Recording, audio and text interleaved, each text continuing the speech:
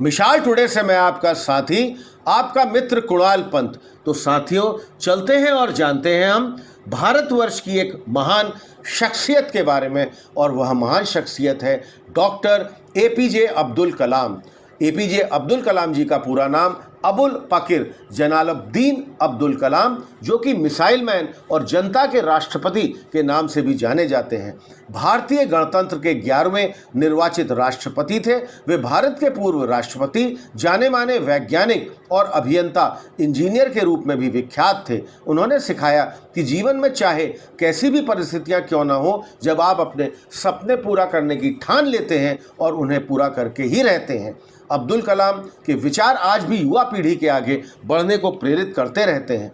इन्होंने मुख्य रूप से एक वैज्ञानिक और विज्ञान के व्यवस्थापक के रूप में 4 दशकों तक रक्षा अनुसंधान एवं विकास संगठन DRDO और भारतीय अंतरिक्ष अनुसंधान संगठन यानी कि इसरो संभाला। वह भारत के नागरिक अंतरिक्ष कार्यक्रम और सैन्य मिसाइल विकास के प्रयासों में भी शामिल रहे। इन्होंने बैलिस्टिक मिसाइल और प्रक्षेपण यान प्रौद्योगिकी के विकास के कार्यों के लिए भारत में मिसाइल मैन के रूप में जाना जाता है। इन्होंने 1974 में भारत द्वारा पहले मोड परमाणु परीक्षण के बाद से दूसरी बार 1998 में भारत के पोखरण द्वितीय परमाणु परीक्षण में एक निर्णायक संगठनात्मक, तकनीकी और राजनीतिक भूमिका निभाई। कलाम सत्तारूढ़ भारतीय जनता पार्टी व विपक्षी भारतीय राष्ट्रीय कांग्रेस दोनों के समर्थन के साथ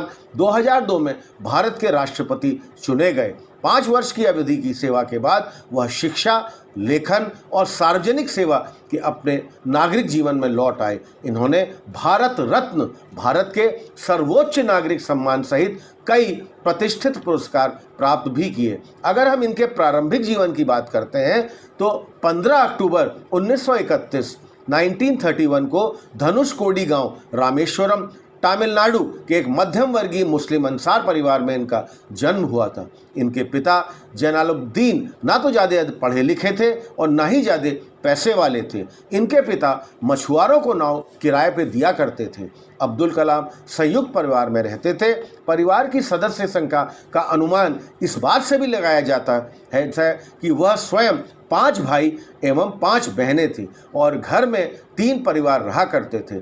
अब्दुल कलाम के जीवन पर इनके पिता का बहुत प्रभाव रहा। वे भले ही पढ़े लिखे नहीं थे, लेकिन उनकी लगन और उनके दिए गए संस्कार अब्दुल कलाम के बहुत काम आए। 5 वर्ष की अवस्था में रामेश्वरम की पंचायत के प्राथमिक विद्यालय में उनका दीक्षा संस्कार हुआ था। उनके शिक्षक सोलोमन ने उनसे कहा था कि जीवन में अगर सफलता तथा अनुकूल परिणाम प्राप्त करने के लिए तीव्र इच्छा, आस्था, अपेक्षा, इन तीनों शक्तियों को भलीभांति समझ लो और उन पर प्रभुत्व स्थापित करना चाहिए। 5वीं कक्षा में पढ़ते समय उनके अध्यापक उन्हें पक्षी के उड़ने के तरीके की जानकारी दे रहे थे, लेकिन जब छात्रों को समझ में नहीं आया तो अध्यापक उनको समुद्र तट तक ले गए, जहां उड़ते हुए पक्षियों को दिखाकर उन्होंने उसको अच्छे से समझाया। इन्हीं पक्षियों को देखकर कलाम ने यह तय कर लिया कि उनको भविष्य में विमान विज्ञान में ही जाना है।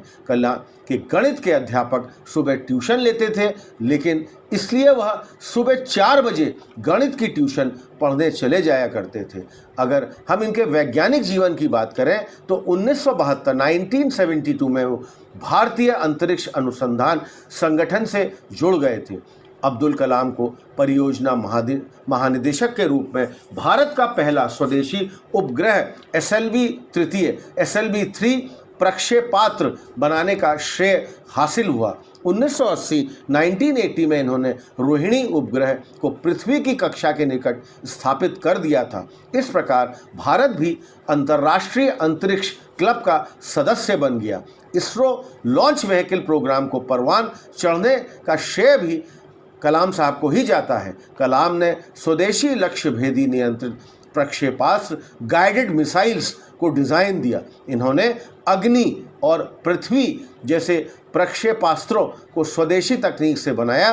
कलाम जुलाई 1992 से दिसंबर 1999 तक रक्षा मंत्री के विज्ञान सलाहकार तथा सुरक्षा शोध और विकास विभाग के सचिव भी रहे।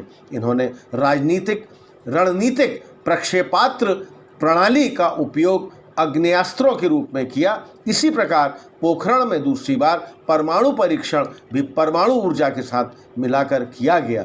इस तरह भारत ने परमाणु हथियार के निर्माण की क्षमता प्राप्त करने में सफलता अर्जित की। कलाम ने भारत के विकास स्तर को 2020 तक विज्ञान के क्षेत्र में अत्याधुनिक करने का एक विशिष्ट सोच प्रदान की। यह भारत सरकार के मुख्य वैज्ञानिक सलाहकार भी रहे। 1982 में वो भारतीय रक्षा अनुसंधान एवं विकास संस्थान में वापस निदेशक के तौर पर आ गए और उन्होंने अपना सारा ध्यान गाइडेड मिसाइल के विकास पर केंद्रित किया। अग्नि मिसाइल और पृथ्वी मिसाइल का सफल परीक्षण का श्रेय भी उन्हीं को जाता है। जुलाई 1992 में भारतीय रक्षा मंत्रालय में वह वैज्ञानिक सलाहकार नियुक्त हुए।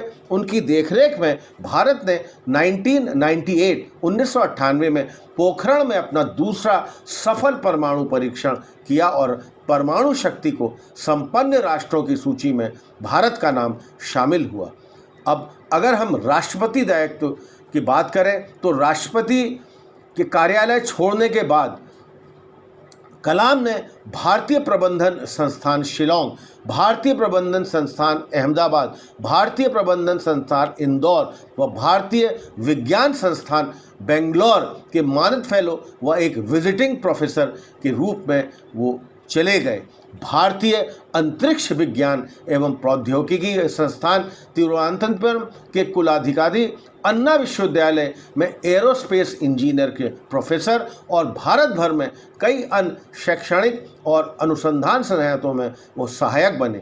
उन्होंने बनारस हिंदू विश्वविद्यालय और अन्ना विश्वविद्यालय में सूचना प्रौद्योगिकी और अंतर्राष्ट्रीय सूचना प्रौद्योगिकी संस्थान हैदराबाद में सूचना प्रौद्योगिकी के क्षेत्र में भी पाया।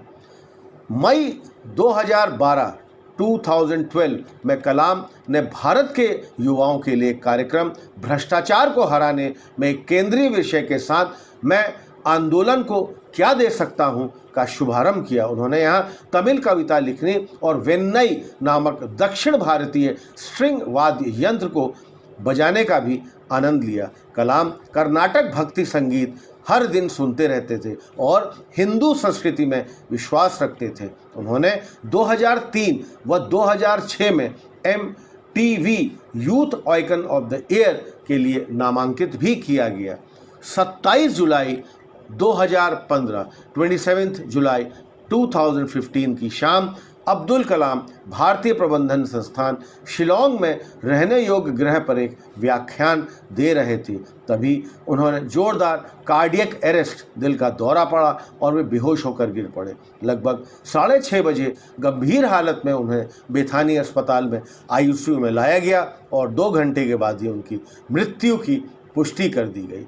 अस्पताल के CEO जॉन साइलो ने बताया कि जब कलाम को अस्पताल ले जाया गया था तो उनकी नब्ज और ब्लड प्रेशर साथ छोड़ चुके थे। उनके निधन से लगभग 9 घंटे पहले ही उन्होंने ट्वीट करके बताया था कि वह शिलांग IIM में लेक्चर के लिए जा रहे हैं। मृत्यु के तुरंत बाद कलाम के शरीर को भारतीय वायुसेना के हेलीकॉप्टर से शिलांग से गुवाहाटी लाया गया, जहां अगले ही दिन 28 जुलाई को पूर्व राष्ट्रपति APJ अब्दुल कलाम का पार्थिव शरीर मंगलवार दोपहर वायुसेना से विमान से हरक्यूलिस से दिल्ली लाया गया।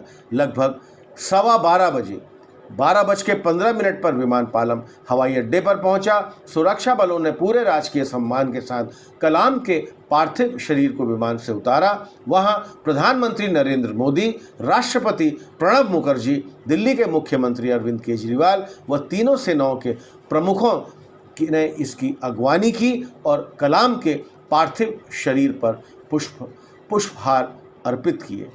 कलाम के निधन से देश में और बाद में पूर्व राष्ट्रपति को श्रद्धांजलि देने के लिए अनेक कार्य किए गए। भारत सरकार ने कलाम को सम्मान देने के लिए 7 दिवसीय राजकीय शोक की घोषणा भी कर दी। राष्ट्रपति प्रणब मुखर्जी, उपराष्ट्रपति हामिद अंसारी, गृह मंत्री राजनाथ सिंह और कई नेताओं ने पूर्व राष्ट्रपति के निधन पर शोक व्यक्त किया।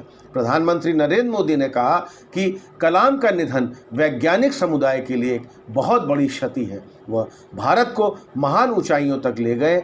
उन्होंने हमें मार्ग दिखाया।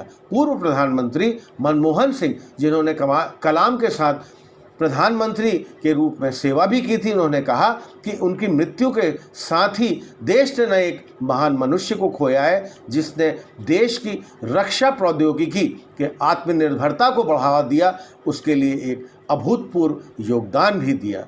अपने प्रधानमंत्री के रूप में कलाम के साथ उनकी बहुत निकटता थी, तो उन्होंने उसको भी याद किया और इसी तरह कलाम जी को उनके अंतिम वक्त में ये सब श्रद्धांजलियाँ दी गई।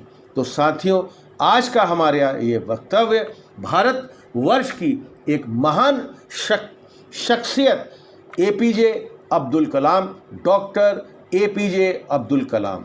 साथियों, आज का ये वीडियो आपको कैसा लगा? आप हमको अपने कमेंट्स ज़रूर लिखिए और अपने लाइक्स हमको आप भेजते रहिए। साथियों, हमारे इस चैनल मिसाल टुडे को अधिक से अधिक संख्या में आप सब्सक्राइब करिए, ताकि हमारे रेगुलर नोटिफिकेशंस आपको पहुंचते रहेंगे। तो साथियों, तब तक मैं आपका साथी, आपका मित्र कुणाल पंत, मिसाल टुडे, लखनऊ से।